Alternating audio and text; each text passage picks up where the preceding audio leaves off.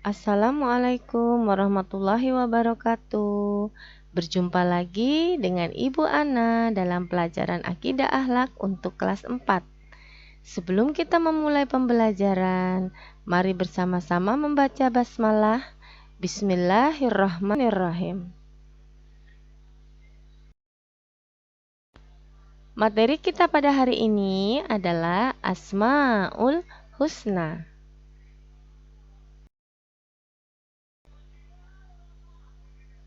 Asmaul Husna yang akan kita pelajari diantaranya adalah Al-Malik, Al-Aziz, dan Al-Quddus. Di sini kita akan mempelajari tentang pengertian dari ketiga Asmaul Husna tersebut dan juga bagaimana cara meneladani sifat Allah tersebut dalam kehidupan kita sehari-hari.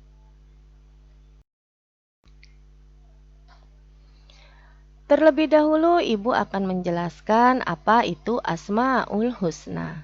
Asmaul Husna terdiri dari dua kata, yaitu asma yang artinya nama dan husna yang artinya baik.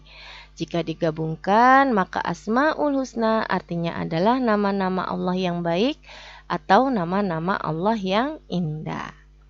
Nama-nama Allah yang baik berjumlah 99 nama. Di dalam nama-nama Allah terdapat sifat-sifat Allah yang apabila kita sebut namanya akan memberikan pengaruh dan manfaat yang besar kepada kita. Itulah sebabnya di dalam surat Al-A'raf ayat 180 kita dianjurkan untuk berdoa dengan Asmaul Husna. Walillahi asmaul husna fad'uhu biha wa zarul ladzina yudkhiluna fi asma'ih sayujzauna ma kanu ya'malun. Allah mempunyai asmaul husna, nama-nama agung yang sesuai dengan sifat-sifat Allah. Maka bermohonlah kepadanya dengan menyebut asmaul husna tersebut. Dan tinggalkanlah orang-orang yang menyimpang dari kebenaran dalam menyebut nama-namanya. Nanti mereka akan mendapatkan balasan dari apa yang mereka kerjakan. Asmaul Husna yang pertama adalah Al-Malik, yang artinya Allah Maha Merajai. Allah merajai dan menguasai seluruh alam semesta. Seluruh kekuasaan tunduk dan ada di bawah kendalinya. Allah memiliki segala kekuatan yang ada di alam semesta ini, yang sahih dan tidak dapat diingkari kekuasaannya. Kekuasaan Allah sebagai yang maha merajai adalah kekal, tidak dibatasi oleh wilayah dan waktu, tidak ada yang dapat menggantikan kekuasaan Allah adalah Al-Malik. Karena Allah juga yang maha merajai, ia juga yang menguasai kerajaan dunia dan akhirat. Dengan meyakini dan memaknai Al-Malik, kita mempunyai landasan hidup yang mapan dan mantap sehingga kebal dari bujuk rayu setan. Tidak ada yang kita takuti selain Allah, hanya Allah lah yang patut dimintai pertolongan. Asmaul Husna yang kedua adalah Al-Aziz, yaitu Maha Perkasa. Allah memiliki keperkasaan yang tidak dapat diukur oleh manusia maupun oleh makhluk apapun. Al-Aziz atau Maha Perkasa menunjukkan bahwa Allah mempunyai kekuatan dan keperkasaan yang tidak ada tandingannya. Keperkasaan Allah ini tidak akan berkurang dan sifatnya abadi. Ini berbeda dengan keperkasaan yang dimiliki oleh manusia. Keperkasaan manusia bersifat sementara dan bisa digantikan oleh keperkasaan manusia yang lainnya. Manusia yang diberi sedikit keperkasaan dan kelebihan oleh Allah tidak boleh bersifat sombong. Mengapa demikian? Karena yang memiliki keperkasaan abadi itu hanyalah Allah Subhanahu wa Ta'ala. Asmaul Husna yang ketiga adalah Al-Quddus, yang artinya yang Maha Suci. Allah memiliki kesempurnaan, bersih dari segala kekurangan, kesalahan maupun dari aib. Allah jauh dari sifat-sifat buruk. Mengapa demikian? Karena Allah bersifat yang maha suci, yang mengandung arti bahwa segala sifat kesempurnaan yang terpuji dengan segala kebaikan dan keutamaan hanyalah milik Allah.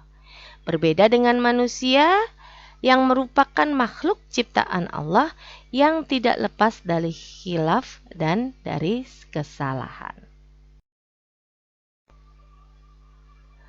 Berikutnya adalah bagaimana cara meneladani sifat Allah dalam kehidupan sehari-hari.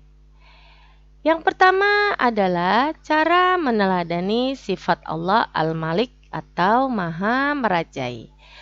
Yang pertama, kita harus senantiasa bersyukur kepada Allah. Ingat, Allah lah yang memberikan segala-galanya kepada manusia. Maka kewajiban kita adalah bersyukur kepada Allah. Tidak mau bersyukur kepada Allah berarti kita kufur terhadap nikmat Allah.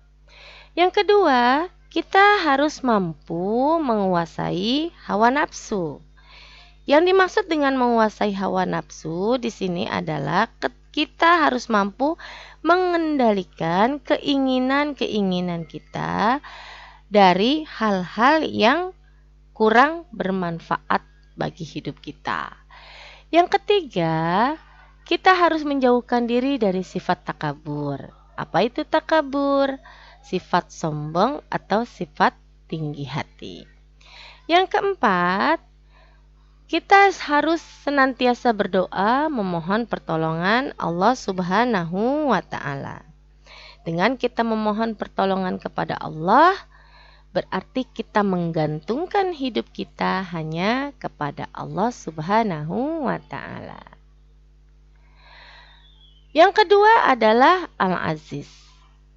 Berikut adalah cara meneladani sifat Al-Aziz dalam kehidupan sehari-hari. Yang pertama, memiliki sifat tegar dalam menghadapi segala permasalahan. Manusia hidup di dunia pasti akan diberikan masalah oleh Allah, akan diberikan ujian, akan diberikan cobaan. Maka kita harus memiliki sifat tegar dalam menghadapi masalah tersebut.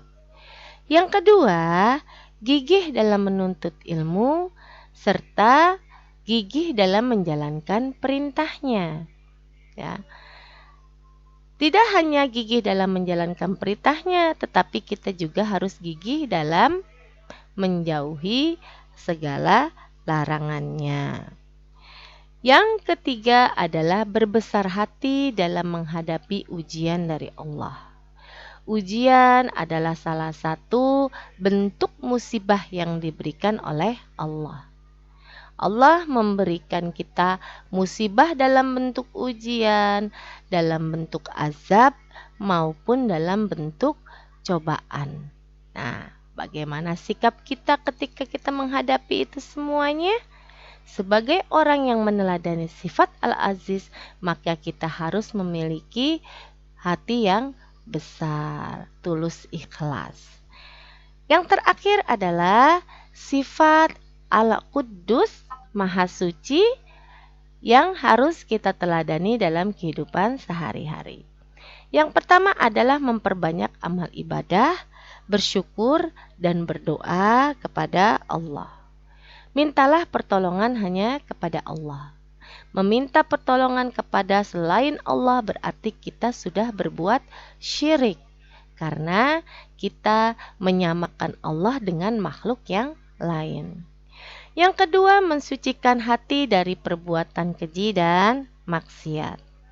Sesuai dengan arti dari Al-Qudus Maha Suci, maka kita harus mensucikan hati kita dari segala perbuatan keji dan perbuatan maksiat. Yang ketiga, senantiasa menyembah dan mengagungkan Allah.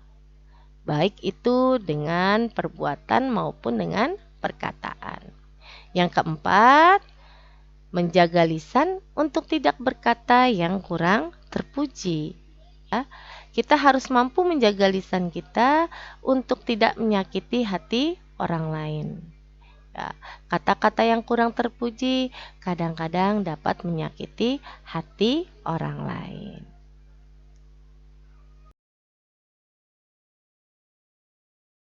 Demikianlah pembelajaran kita untuk hari ini. Semoga bermanfaat untuk kita semua. Mari kita akhiri pembelajaran hari ini dengan mengucapkan hamdalah alhamdulillahirabbil alamin. Ingat, tetaplah berada di rumah, jaga kesehatan, kerjakan tugas yang diberikan oleh guru, dan senantiasa hidup sehat. Jangan lupa untuk berbahagia. Ibu akhiri. Wassalamualaikum warahmatullahi wabarakatuh.